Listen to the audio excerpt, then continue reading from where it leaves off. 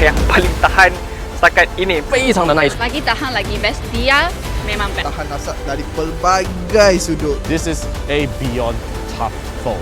Paling kukuh dan juga tahan lasak. 是有点让我吓到的。 Owner memang buat gila dengan owner X9b kali ni lah kan.